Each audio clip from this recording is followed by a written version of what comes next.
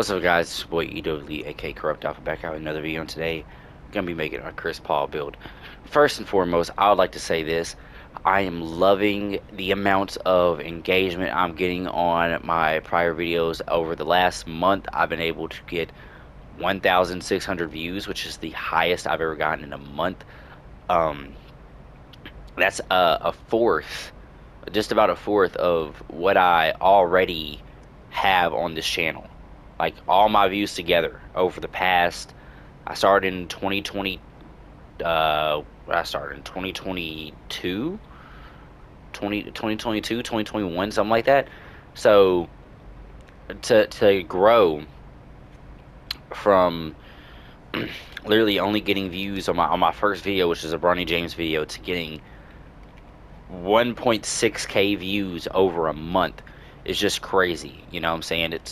It's crazy to think about, and I am very grateful for all y'all that do watch this channel, all the returning viewers, all the new viewers that like the videos and like to come back. Because with every new viewer, they might say, "Okay, I made one of his builds before."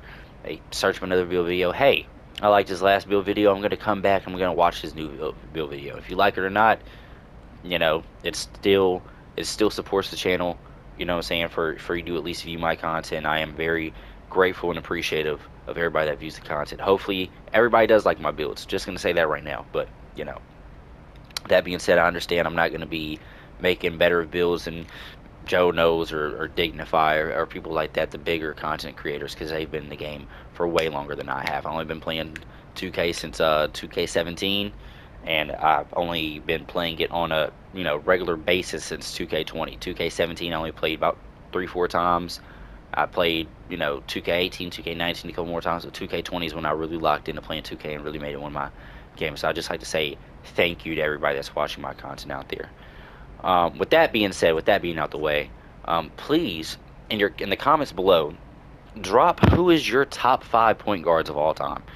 Because I, for one, said that Chris Paul is not one of my top 5 point guards of all time. Let me elaborate. All right, you got Magic Johnson. All right, I still think that Magic is better than Curry. You can debate with that all you want, but I think that Steph Curry is a close second. I think by the time that Steph Curry ends his career, he will probably be one. But as of right now, if we're just taking in all the elements, I mean, one Rookie of the Year, then one Finals MVP. I think that's only been done once, and it's done once by Magic. Um, the 5 championships, excuse me, the 5 championships, all that. The best passer, you know, is Magic. When you think about what you need from a point guard, you think of passing, and he was able to play all 5 positions, so he's the most one of the most versatile players on the team. Don't ever come at me saying LeBron is the most versatile because he played center one time during the pandemic when Anthony Davis was out. That does not count. He played center for like 3 games. I don't care. Argue with your mom. All right, I don't got time to argue about that shit. Point is, so he's probably the most versatile player of all time when it comes to actually playing the game. I think there's players that can play all 5 positions? Yes. Did they actually do it throughout multiple times? No. Magic has done that. I specifically remember seeing clips of him playing every position but shooting guard, but they probably did have him out there at shooting guard because of their backups, Byron Scott and all them. But I said Chris Paul isn't up there because you got um, Magic Johnson, Stephen Curry. A lot of people like to put Isaiah Thomas up there, and I cannot debate. He was a wonderful defender and a great passer. All right. Then at fourth, it kind of gets a little tricky. That's where a lot of people might go. Chris Paul, might go Jay Kidd, might go Russell Westbrook, somebody like that. Me personally, I'm going to go John Stockton. All right. John Stockton is the leader for steals and assists and was also uh, on a team that went to the finals a couple of times. I don't recall how many times. I believe at least twice. And it was in the Jordan era, and they also had Larry Bird out there to beat, so that was a little bit of a problem at one point. But just yeah, um, and then I'd probably have to go with somebody like Chris Paul or maybe even Isaiah Thomas. That's the big debate to me is Isaiah Thomas or Chris Paul. You know what I'm saying? Even Russell Westbrook is even a question for me just because of the amount of triple doubles. You know, his peak. If we're talking about who has the highest peak, then we're probably have to go like Stephen Curry and then Westbrook or something like that. But if we're talking about just strictly all-time point guards, that's where I know a lot of people go CP3 just because his consistency, right? Anyways, that's enough yapping for now. Holy shit! I know I just really got down to the nitty gritty and just started yapping on your ass. All right, so we're gonna go to point guard. I know CP3 is like 6'1", 6 foot. So we're just gonna put him at 6'1". Let's say he is 6 foot. Just adds another inch onto his height. 190 on the weight. And 6'7" on the wingspan. So with this build, the first things first we're gonna do is we're gonna make sure he gets that 85 driving lay. Now this 85 driving lay will help out in the paint a lot because not sure if you've just noticed too much, but you're 6'1". You're a smaller build, and a lot of these smaller builds will get pushed around in the paint a lot. So 85 here, 93 on the mid range. He is one of the best mid range shooters I've ever seen. His little baseline jumper, his baseline pull up, his baseline side step, step back, all that is the best I've ever seen. All right. He has a pretty high free throw percentage, so we're going to put it up to a 77 just for when you do play the rec. And then for pass accuracy, he's known as the point god. Like, what I'm saying? I don't know anybody that's shitty at passing when your name is the point god, okay? He also has the second most assists in NBA history. So, versatile visionary on silver. Versatile visionary is a very good badge. Could go higher than this, honestly, but I think it's more about your pass accuracy is good, but I feel like it caps off at about an 82. After that, or maybe 80, 87 if you're a big man. But I feel like after that, it kind of is all about the player and not necessarily the build. You have to find the open man on those passes a lot more than your pass accuracy is going to lead you to. 93 is going to give you ankle assassin. You could very well put your +2 onto or +2 onto this to get ankle assassin on the Hall of Fame if you wanted to. You could also put plus what is it? Yeah, +3 to get unblockable. So whatever you want to do. I'm not going to tell you how to make your build do what you want to do. So we're going to put this up to an 86 to get lightning launch on gold. The interior defense is going to be maxed out at 60. I wanted to make sure he's not a liability on defense. We're going to go with that 87 perimeter defense. And I already told you about that steal. The steal is going to go. You got 91 gives you glove. We're going to go to a 92. At a 94 or at 90 or yeah, at a 94 you get interceptor. At a 96 you get Hall of Fame glove. So do with that what you will. And I'm gonna get to that in a second.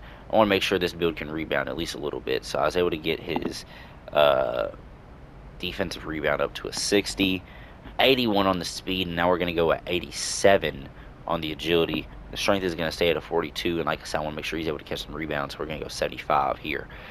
With that being said, we're going to dump 30 here, and we have a little bit left to deal with. Let's see what I made. Let's see the differences that I had. Not really any big ones to point out. I mean, you could go ahead and dump these onto your dunk if you wanted to. It gives you 3. I'd much rather put them on somewhere that's a little bit more needed, like your strength. You can only get 1 on your strength. So maybe like your interior or your what's it called, offensive rebound here. I think this is good. So the way that I would do my cap breakers, like assuming you have at least 5 of them. So assuming you have at least 5 cap breakers, 4 here, and then put 1 here. This way you do get handles for days. And if you are able to get, if you do have more than that, like assuming you have 10 cap breakers at this point, like I said, 4 here. You put 4 here. I'd probably put 4 here as well, and then put 2 on your ball handle. So it's just gonna be a 91 to get on ball minutes on gold. This would be a 96 to get glove on Hall of Fame and interceptor on Hall of Fame, and then this would be a 95 giving you ankle assassin on gold. Handles for days on gold, and you could almost get unpluckable on gold as well. So yeah, just all over, or not on gold. I meant on Hall of Fame. So yeah, just all over. So this is the build I created. You get shades of Tim Hardaway, T.J. McConnell, and Mike Conley. Not really the shades of I wanted. I mean, none of these guys really scream two-way players for me other than Tim Hardaway. But you get the name two-way, three-level playmaker. Now, I do think that, excuse me, Mike Conley and TJ McConnell are both some good three-level playmakers. I just don't necessarily think that they have the two-way aspect, right? So, I'm gonna advance here. I want to. What team was I playing on the last time? I like the team I was playing. I think I was playing on the Spurs. I just played on the Spurs, and I want to play on a team that has a. We're gonna play against the Pacers for this build video. So basically, what I'm gonna show off to you a lot is this mid-range jumper. Like I already know how y'all saw it has a 93 mid-range jumper, but just this little side step here. Most time I can get off a little bit quicker than that, but even as a slightly early that host still going in, it is an amazing jump shot. Oh, we just got a steal. We just got a steal, a bump steal, if anything. Wow, and he had to get with the ball, so it's not that bad. Uh, I was hoping I could come in and steal the ball real quick before he gets passed off. We're out though. This build can rebound, like the last time I did this test build. Oh shit, I'm out of stamina. Can I still make it? I cannot. It's not about the weak coverage. It's not about the fact that it was slightly late. It's just because the stamina really. I'm not gonna lie, that I could get that steal. I got about 7 steals in the last rebuild. I started messing around. I wasn't really playing the best amount of defense I could. Like prime example right there. I wasn't playing the best amount of defense I could, but I was getting. I got this super crazy lob to Jeremy Sohan that I might end up trying to see if I could drop it in a short. But yeah, it was a crazy lob, 100%. Is okay at that point. I can't even blame that on shitty defense. That's just a 6'9" power forward shooting over a 6'1" guard. I honestly take that. Shit. All right, let me stop playing. Let me stop playing. I know you're probably thinking, why the fuck is he playing? The answer is I'm really not. It's just this is a difficult build to play on. This isn't everybody's cup of tea type build, especially when your teammates are doing some dumb shit. Uh, but yeah, this build is really just to lock down the other team's point guard while also getting some assists and maybe some threes as well. Like if you're a combo guard, you could definitely make some threes on this 100%. I'm just not really trying to show off the 3-point aspect of that a lot because pretty sure if you played this game a lot, you would know that an 83 3-point shot mixed in with a 93 mid range is definitely going to help.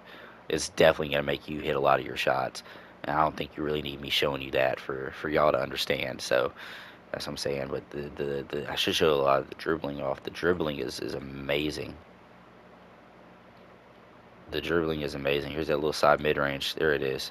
Splash. Even falling down, strong coverage, and I'm still able to get it on a green. That's the shot I'm trying to show you right there. Is I just faded into a person, and I was still able to get the green. That is such a good shot, even if it's strong contest, as he's not making that because I was gonna say because of the late closeout, but we're able to get that.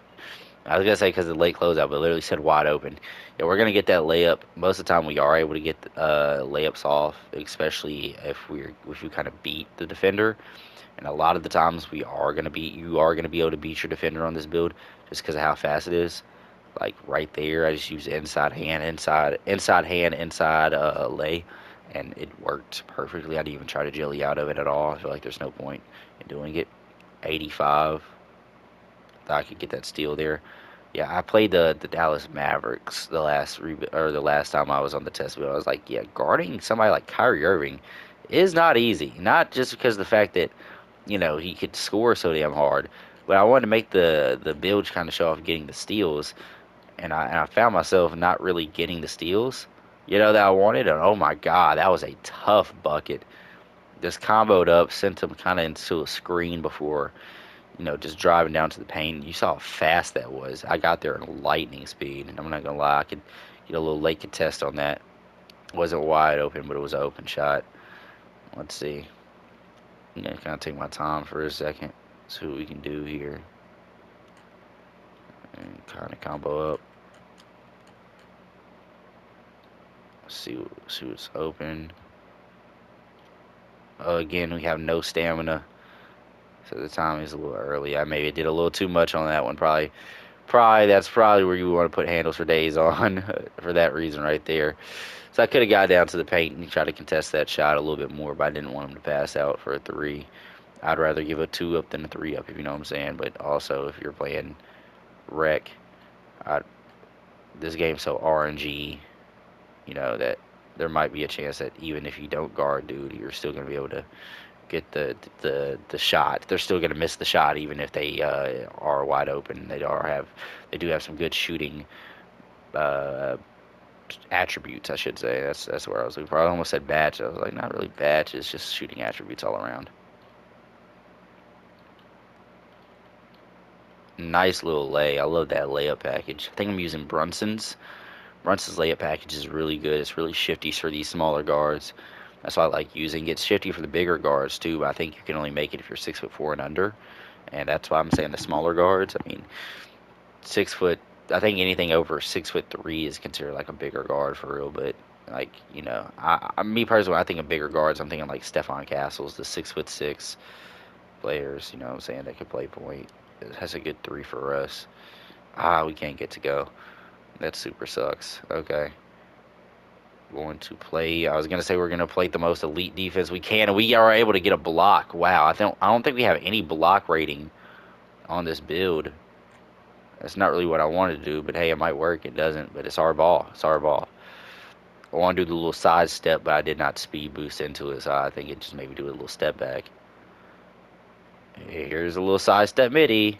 There it is. It's so damn fast, twin. And that's a slightly early. I should just took the ride to the basket, honestly. It would have been an easy steal for us if I got that done.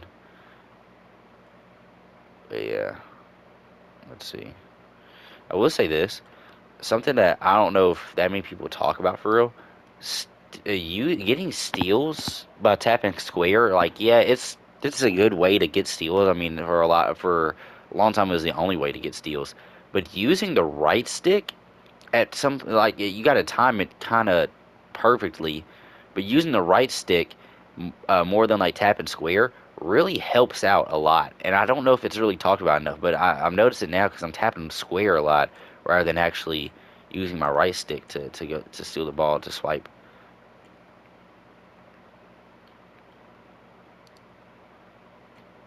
That's got to be off, right? Yeah, I keep doing dumb shit. That's not tight coverage. I'll take the slightly early and I'll take the miss, but that's not tight coverage.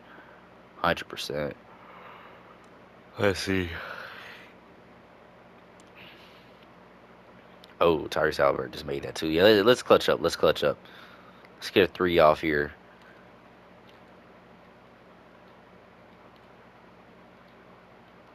Let's clutch up here. Let's let's let's pass the ball back out and let's clutch up here and let's shit.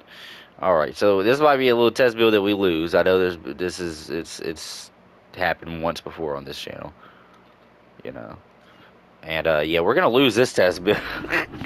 That's just me fucking around. But yeah, if y'all like this video, please like, comment, subscribe, do all that fun stuff, and I'll see y'all in the next one. Peace.